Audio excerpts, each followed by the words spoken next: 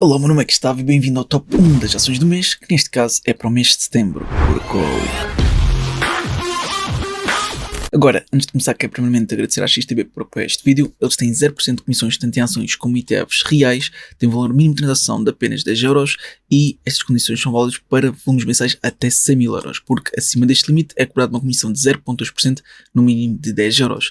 E eles agora também já salientam, e em nome da transparência isto é algo positivo, salientam aqui que a taxa de conversão é de 0,50%, tanto na compra como na venda. No entanto, se tu me segues, já sabes que eu tenho agora uma conta em dólares, ou seja, eu antes adquiria aqui na conta em euros e aplicava a taxa de conversão.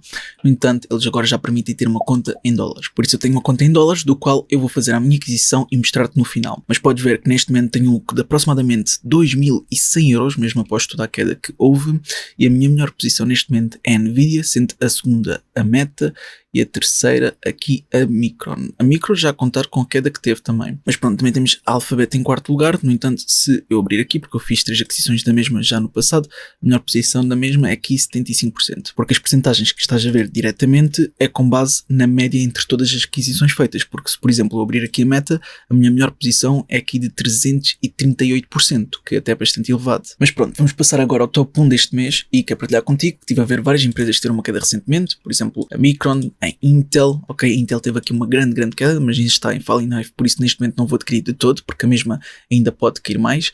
Aliás, até vou colocar aqui uma alerta de preço nos 16,45, que é o nível de suporte, por isso adicionar um alerta e criar. Tu também podes colocar na tua watchlist e adicionar um alerta para caso atinja estes valores, então receberes uma notificação. Depois a Toyota também teve uma grande queda, a ARM, a AMD também, a Amazon, a SML, Tencent, Reddit, aqui a Ulta Beauty que eu também vi e que foi sugerida. Depois também tenho aqui a CrowdStrike, tenho também a Datadog, a Adobe, Google, Salesforce, Oracle e por aí fora. Está bem? Eu vi todas as empresas que estão aqui e muito mais, porque a minha estratégia é com base no relato dos ganhos, por isso eu vi todo o relato dos ganhos que seria para setembro e também outubro, para ver quais poderiam ter um maior potencial, e aquela que eu decidi adquirir, na verdade são duas, mas a que está em primeiro lugar é aqui a Disney. A Disney, tal como podes ver, teve aqui uma grande queda recentemente. Aliás, se virmos desde os seus máximos absolutos, teve aqui uma queda, deixa-me lá utilizar a régua para ver exatamente, teve aqui uma queda de aproximadamente 58%, o que é até bastante elevado. E se, entretanto, algum dia, não estou a dizer que vai acontecer, mas se acontecer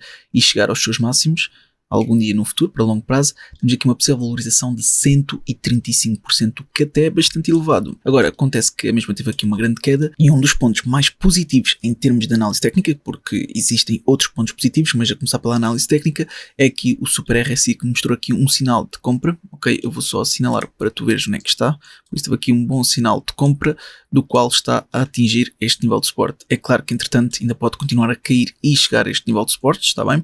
Mas eu, só por este valor, para mim já estou até bastante satisfeito, porque estou a investir para longo prazo, por isso mesmo que haja esta pequena queda de aproximadamente, deixa-me cá ver quanto, de aproximadamente 7%, mais ou menos, eu estou totalmente ok, porque estou a investir para longo prazo. Tu, se assim quiseres, podes aguardar, porque neste momento, em termos de Simple Moving Average, mostra que ainda não cruzou para a subida, por isso ainda está para a queda, e também em termos de Exponential Moving Average com inputs de médio prazo, cruzou recentemente, por isso em termos de médio prazo ainda pode continuar aqui mais um bocado. Depois, em termos de FOMC System, também temos vários sinais que pode continuar a cair, está bem? Por isso tem atenção a tudo isto, para mim faz sentido adquirir agora, mesmo em termos de análise técnica. Agora, outros aspectos positivos que já não estão relacionados com a análise técnica, mas sim com notícias relativas aqui à Disney, é que a Disney passou de prejuízos a lucros no terceiro trimestre fiscal à boleia do streaming. Por isso, aqui partilhar também o streaming e uma notícia que eu considero positiva, pelo menos para mim como acionista e não como subscritor, é que a subscrição mais barata vai passar a custar $15,99, ok? Vai haver aqui um aumento e para mim isto é positivo. Repara que inicialmente, quando foi lançado, custava apenas $6,99, eles têm gradualmente aumentado para fazer mais faturação com o seu serviço de streaming relativo à Disney Plus. Agora, eles aqui dizem que não há indicação que o preço da assinatura da Disney Plus vai aumentar em Portugal. No entanto, esta notícia é de 7 de agosto. Apesar de ser ainda uma notícia recente e ser deste mês, eu tenho aqui uma notícia mais recente que mostra que a Disney Plus sobe os preços em Portugal, ok? Ou seja, na assinatura anual aumentou de 89,90€ para 109,99€. Por isso sim, também vai aumentar aqui em Portugal. Por isso é claro que isto para os subscritores é mais notícias, porque vai pagar mais, mas por outro, como acionista, para mim até são boas notícias. notícias. Tenho aqui também a cota de mercado nos Estados Unidos relativo aos serviços de streaming da Disney Plus, e tu podes ver que eles não têm aumentado bastante, ou seja, têm estado aqui na média dos 2%, 1.9%, ok? Tal como podes ver aqui, que ainda é bastante longe comparativamente à Netflix ou mesmo ao YouTube. Está bem, não é assim tão distante relativo à Hulu ou mesmo Prime Video aqui da Amazon, mas mesmo assim ainda tem aqui alguma distância. Por isso, preferencialmente eu gostaria de ver isto aumentar, e se realmente conseguisse ganhar mais cota de mercado, seria mesmo muito bom. Por isso eu até estou com bastante esperança no serviço de streaming aqui da Disney. Está bem? Mas agora vamos passar ao relato dos ganhos. Por isso eu estive a ver o relato dos ganhos de várias empresas. Tal como podes ver, irá ser em princípio dia 6 de novembro, depois do mercado fechar. E se formos aqui, conseguimos ver que ainda não está confirmado, mas em princípio será sim em 6 de novembro. Depois podes ver que em termos de relato dos ganhos, maioritariamente têm sido positivos no que toca ao earnings per share. Está bem, mas houve aqui vezes que foi negativo, e se falarmos então do revenue year over year, houveram várias vezes que foi negativo, está bem? Ou seja, pior que o esperado. Por isso temos que ter muita atenção, porque se for pior que o esperado, mesmo ainda pode cair mais um bocado. Mas pronto, como eu digo, eu vou manter a mesma para longo prazo, não é para curto nem para médio. Depois, a mesma tem um price to earnings ratio de 17.36, e se formos ver em termos de dividendos, realmente paga dividendos, mas é apenas um dividend yield de 1.05%. Eu honestamente não tenho qualquer interesse em receber os seus dividendos, tá bem? Estou apenas a partilhar contigo para tu saberes. Mas relativamente à segurança dos dividendos, isto é importante para sabermos, por exemplo, o interest coverage é de 5.71, que é superior à mediana do setor, tal como podes ver aqui, e um total debt to equity de aproximadamente 45%, que é bastante inferior à mediana do setor, tal como podes ver. Depois, em termos de avaliação, é que não está tão apelativo como nós gostaríamos. Por exemplo, em termos de price to earnings ratio, em termos de price value to sales, EBITDA e EBIT, não está grande coisa. Mas pronto, se virmos em termos de PEG ou mesmo de price to book, até que não está nada mal. Isto pelo menos comparativamente à mediana do setor. Agora, se olharmos para o seu crescimento, conseguimos ver que o crescimento dos seus rendimentos também não está nada de surpreendente, até está só um pouco acima da mediana do setor. Mas se olharmos para o crescimento do EBITDA ou mesmo do EBIT, até está muito acima da mediana do setor. Depois, se formos aqui um pouco abaixo e olharmos para o crescimento do cash flow operacional, conseguimos ver que está bastante acima da mediana do setor, e também o crescimento do return on equity. Ok? Por isso temos aqui vários pontos que eu considero positivos. Depois, o quão lucrativa é esta empresa, e conseguimos ver que realmente é uma empresa lucrativa. Também em termos de margem de EBIT e EBITDA é superior à mediana do setor, apesar de não ser por muito, mas se olharmos para o return on equity, return on capital e também return on assets, temos aqui que é superior à mediana do setor. Também não é por muito, mas é superior. Eles classificam aqui como a mais, mas acho que exageraram, porque, pelo menos com base no que aqui está comparativamente à mediana do setor, não é assim tão bom como nós gostaríamos. Apesar de, atenção, continuar a ser muito bom, porque se olharmos em termos de cash from operations, vemos que é muito superior à mediana do setor, mas também sendo a Disney e com o nível de faturação que tem, também é normal que seja muito superior à mediana do setor. Mas pronto, vamos passar a outra fonte, e eu quero partilhar contigo aqui dados com base no Grupo Focus. Por isso, tu podes ver que neste momento eles dizem que está abaixo do seu valor justo, em que está subvalorizado aqui por cerca de 22% aproximadamente. Por isso, vamos ver mais detalhes, eles dizem que está modestamente subvalorizado. No entanto, se virmos a classificação que eles dão, podemos ver que em termos de saúde financeira dão de 6 em 10, o quão lucrativa é a empresa de 7 em 10, o crescimento da mesma de 5 em 10, e em relativo ao seu valor justo de 10 em 10. Okay? Em termos de momento, de 7 em 10, mas também podemos ver que eles consideram que a empresa não é nada previsível. Também é por isso que eles dão aqui uma estrela em 5. Depois, se virmos que uma demonstração de resultados e a demonstração da posição financeira está distribuída, conseguimos ver que a maior parte dos rendimentos que a mesma tem é relativo ao entretenimento. Depois tem aqui 36% aproximadamente para experiências e 18% para desportos. Depois podes ver que deduzimos aqui cerca de 66% para custos dos produtos vendidos, sendo que o resultado bruto sobra sensivelmente cerca de 33%. Depois temos aqui todos os custos relacionados com a atividade operacional, dando assim o resultado operacional. Depois impostos e juros a pagar, temos então um resultado líquido de apenas 2,6%. Por isso, eles recentemente já começaram a obter lucro, mas antes tinham até prejuízo. Por isso, eu acho que eles estão a crescer e a aumentar. Depois também temos aqui a demonstração da posição financeira, ok? Mostrar os seus ativos e como está distribuído entre os capitais próprios e os seus passivos. Depois aqui é a demonstração dos fluxos de caixa e também temos aqui a análise de Dupont, ok? Para dissecar o return on equity. Agora, passando a outra fonte, nomeadamente aqui no Finbox, temos aqui o modelo do discounted cash flow, Gordon Crotese nos últimos 5 anos, que diz que tem uma possível valorização de 19,80%. Se utilizarmos os múltiplos com base no Enterprise Value to Revenue, diz que existe uma possível valorização de 26,30%. Atenção que estas são as empresas comparáveis. E se virmos com base no Price to Earnings Ratio, vemos que existe uma possível valorização de 9%. Agora, utilizando outra fonte, e vamos ver aqui o Simple Wall Street, diz que está subvalorizado por 32,90%. Isto significa que a sua possível valorização com base nesta fonte é de aproximadamente aproximadamente 50%, o que até não é nada mau. Agora, se olharmos para o crescimento da mesma, podemos ver que em termos de projeções do seu crescimento, os earnings anuais está abaixo da indústria, mas está acima do mercado. No entanto, se virmos em termos de projeções do seu crescimento dos rendimentos anuais, está tanto abaixo da indústria como do mercado. Depois, se virmos a saúde financeira da mesma, conseguimos ver este aspecto que eu considero negativo, que é ter ativos correntes inferiores aos passivos correntes, ok? Isto é mau porque nós queremos que eles cumpram as suas obrigações de curto prazo. Eles conseguem cumpri-las, está bem, mas o facto de terem ativos correntes inferiores aos passivos correntes eu considero sempre como um aspecto negativo. No entanto, podemos ver que os seus ativos não correntes são muito superiores aos passivos não correntes. Ok? Depois, em termos de total debt to equity, conseguimos ver que realmente tem capitais próprios até muito superiores ao seu endividamento e tem estado a aumentar aqui os capitais próprios. O endividamento não tem estado assim a baixar muito, mas pelo menos os capitais próprios parece que continuam a aumentar. Agora, relativamente a vendas por parte dos insiders, conseguimos ver que realmente houve aqui várias compras por parte dos insiders, que eu vejo isso como um aspecto positivo. É claro que houve aqui algumas vendas nos últimos 3 a 6 meses, mas maioritariamente tem havido mais compras do que vendas, que eu considero um aspecto positivo. Por isso agora passo a outra fonte, que é relativo ao Stock Rover. E no Stock Rover até dá uma margem de segurança bastante elevada, de 43%, sendo o Value Score de 69, o Growth Score de 88, Quality Score de 69 e Sentimento de 57. Sendo que na sua classificação, com base nesta fonte, é quase um Strong Buy. Ainda está na secção do Buy, mas dão quase de Strong Buy, o que para mim é um aspecto positivo. Depois no Alpha Spread diz que está subvalorizado por 33% num cenário base, no melhor cenário diz que está subvalorizado por 55% e no pior cenário diz que está subvalorizado por 7%. Por isso em qualquer cenário diz que existe uma possível valorização. Depois no MarketBeat, com base na classificação de analistas, dizem que é uma compra moderada com uma possível valorização de 37,50%, que até é bastante elevado. Aqui dizem que houve compras por parte dos insiders, mas isso também nós já tínhamos visto anteriormente no Simple Wall Street. Pronto, esta então é a minha aquisição, mas eu também vou fazer outra aquisição, ok? Porque eu normalmente invisto cerca de 300 euros mensalmente e acontece que eu vou investir cerca de 250 ou se calhar um bocadinho menos aqui na Disney, porque eu quero fazer ainda outra compra de uma ação que acredito que tenha potencial após toda esta queda que aconteceu recentemente, que eu já vou partilhar contigo, mas agora deixa-me só adquirir rapidamente a Disney. Por isso eu vou aqui à XTB e vou procurar aqui no canto superior esquerdo por DIS, que é o ticker da Disney, e está aqui, ok? Eu vou comprar cerca de 3 ações, deixa-me só tirar aqui este gráfico, ok? E agora tenho que procurar novamente, porque eu entretanto já perdi. Está aqui a ação, atenção, é a ação e não CFD, ok? Vou arrastar para aqui e agora aqui está a ação que eu quero. Por isso vou clicar com o rato direito, nova ordem, e agora eu quero não 4, mas sim 3 ações que é o equivalente a aproximadamente $256, está bem?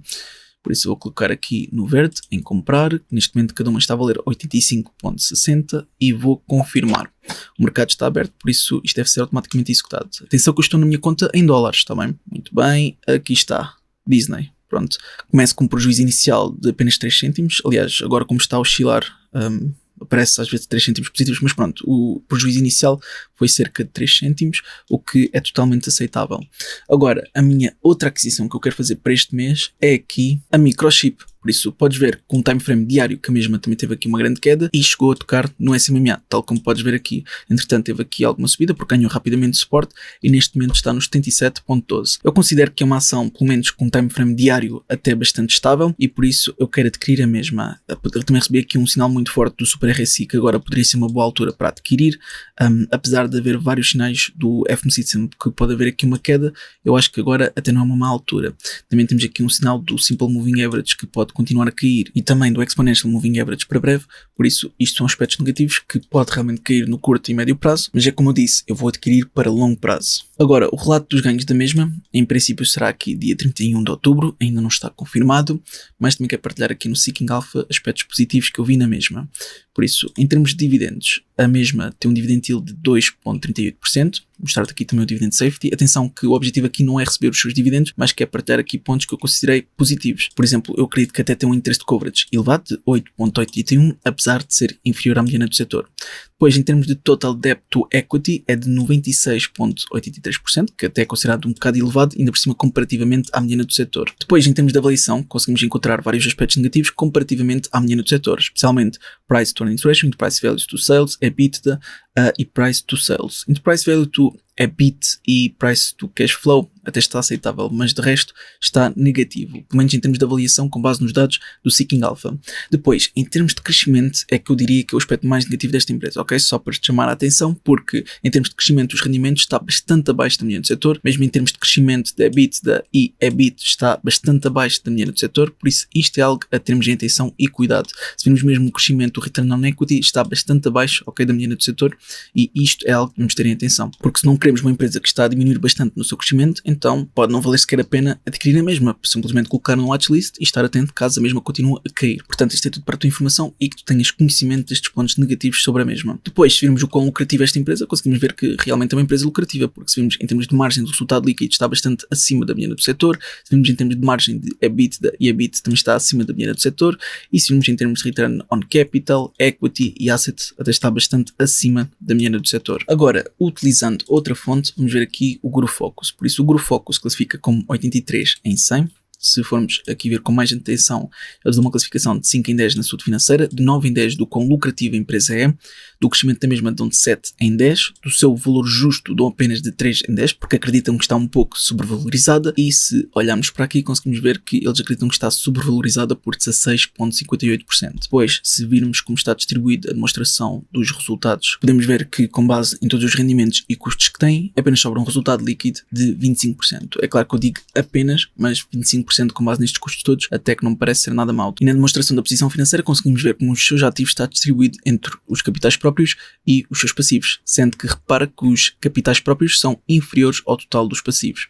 Está bem? Depois, utilizando outra fonte, utilizando o Finbox, com base no modelo Discounted Cash Flow Gordon Grotesky nos últimos 5 anos, vemos que existe aqui uma possível valorização de 30,30%, sendo que se utilizarmos os múltiplos com base no Enterprise Value to Revenue, diz que existe um possível prejuízo de 13,10%, sendo estas empresas comparáveis. E se olharmos com base no Price to Earnings Ratio, vemos que existe uma possível valorização de 8,70%. Depois, utilizando outra fonte, com base no Simple Wall Street, conseguimos ver que está subvalorizado por 34,20%. Isto significa que a sua possível valorização é de 52,63% aproximadamente. Depois, se olharmos aqui para o crescimento da empresa, nomeadamente nas projeções do crescimento anual dos seus earnings, podemos ver que está abaixo da indústria, mas está um pouco acima do mercado. Se, entretanto, olharmos para as projeções do crescimento anual dos seus rendimentos, conseguimos ver que está não só abaixo da indústria, mas também está abaixo do mercado. Se virmos relativo à saúde financeira da mesma, conseguimos ver que tem ativos correntes superiores aos passivos correntes e também ativos não correntes superiores aos passivos não correntes, sendo que conseguiram melhorar bastante o seu nível de endividamento, porque estavam com débito equity de 221%, sendo que conseguiram superar isto, no melhor tiveram aqui de cerca de 80%, mas atualmente está nos 96% aproximadamente, por isso muito próximo dos 100%, mas eles conseguiram melhorar bastante o seu nível de endividamento. O único aspecto que eu diria que é negativo é que a convergência em que parece que os capitais próprios estão a descer, o endividamento está a subir, mas eles podem contornar esta situação facilmente porque conseguiram fazer toda esta diminuição do seu endividamento, por isso eu acredito que eles consigam aumentar ainda mais os capitais próprios e diminuir o endividamento. Pronto, passando então a vendas por parte dos insiders, conseguimos ver que até houve bastantes vendas por parte dos insiders. Isto também pode estar a refletir no preço, ok? Porque, como tu sabes, houve aqui uma grande queda, sendo que a mesma está a tocar no SMA com time frame diário. Aliás, deixa-me cá ver mais ou menos desde os seus máximos absolutos quanto foi esta queda, por isso estamos a falar de uma queda de 23%, sendo que se algum dia voltar a tocar nos seus máximos, então estamos a falar aqui de uma possível valorização de cerca de 30% aproximadamente. E mais uma vez, com base no indicador do SMMA, mostra ser uma ação estável. Depois, se utilizarmos outra fonte, com base no Stockrover, diz que existe uma margem de segurança negativa de menos 5%, sendo o Value Score de 63, Growth Score de 49, Quality Score de 92 e Sentimento de 62. Sendo que eles dizem que é um buy, mas muito perto do Strong Buy. Ok? Por isso também temos que ter atenção a isto. Depois, o Alpha Spread diz que está subvalorizado por 5% no cenário base, no melhor cenário diz que está subvalorizado por 31% e no pior cenário diz que está sobrevalorizado por 25%. Depois, no Market Beat, com base na classificação de analistas, dizem que é uma compra moderada com possível upside de 30,10%, sendo que, tal como vimos anteriormente, houve vendas por parte dos insiders. Por isso, pronto, com base em tudo o que eu te mostrei e expliquei, eu vou adquirir a mesma. É claro que vai ser menos, mas eu acredito que a mesma, para longo prazo, ainda possa ter aqui algum potencial. Por isso, para mim, faz sentido. Isto é para o meu perfil de investidor e objetivos. Não é aconselhamento financeiro nem recomendação de investimento, mas eu queria partilhar contigo o meu estudo porque pode ser útil, ok? Nem que seja só para colocar na watchlist. Agora, eu vou aqui à XTB